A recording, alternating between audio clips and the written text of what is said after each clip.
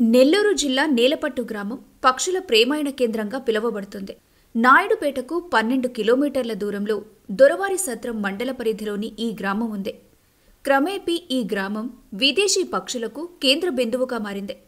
40-50 ఏళ్ల క్రితం నుండి పక్షులు నేలపట్టు, మైలింగం గ్రామాల చెరువులు, అటవీ ప్రాంతం వైపు సంచరించేవి.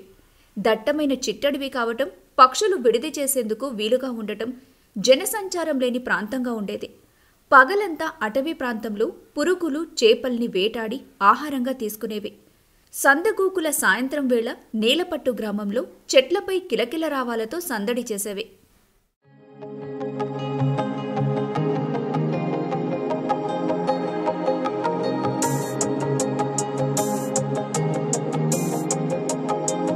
మెట్ట ప్రాంతంగా పేరున్న నేలపట్టు, మైలాంగి గ్రామాల్లో వర్షాలు పడేవి కావు. జీవనోపాధి కోసం గ్రామస్తులు కూలీ పనులకు ఇతర మండలాలకు వలస వెళ్లేవారు. విదేశీ పక్షులు రావటం ఆరంభించాక సకాలంలో వర్షాలు రావటంతో గ్రామస్తులు శుభసూచకంగా భావించారు. ప్రతి ఏటా క్రమం తప్పకుండా వర్షాలు రావడం, పంట పండించుకోవడంతో వలసలకు ఫుల్ స్టాప్ పడింది. ఆనాటి నుండి వీటిని దేవత పక్షులుగా నేలపట్టు, మైలాంగం రైతులు పక్షులకు పూజలు చేయటం కొనసాగించారు. పక్షులపై దాడులు, పక్షులను వేటాడనివ్వకుండా సంరక్షించే బాధ్యత రైతులే తీసుకున్నారు. రైతులకు కావాల్సిన వర్షాలు సమృద్ధిగా కురవటంతో పాటు పంటల దిగుబడి బాగా ఉండేది.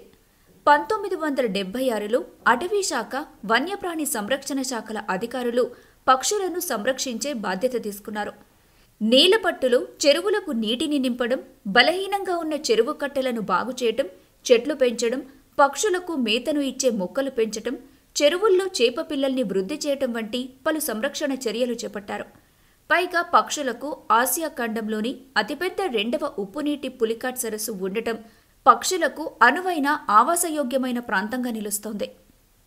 విహంగాల్లో ప్రసిద్ధి చెందిన రారాజులుగా పిలువబడే గూడబాతులు, పెలికాన్స్, తెల్ల కంకణాయిలు, తెడ్డుముక్కు కొంగలు, నత్తగుళ్ల కొంగలు, ఓపెన్ బిలార్క్స్, నీటికాకులు, స్వాతి కొంగలు, పాముమెడ కొంగులతో పాటు బాతు జాతికి చెందిన పలు రకాల పక్షులు Siberia, Nigeria, Kazakhstan, Afghanistan, Burma, Nepal తదితర దేశాల నుంచి తరలివస్తాయి.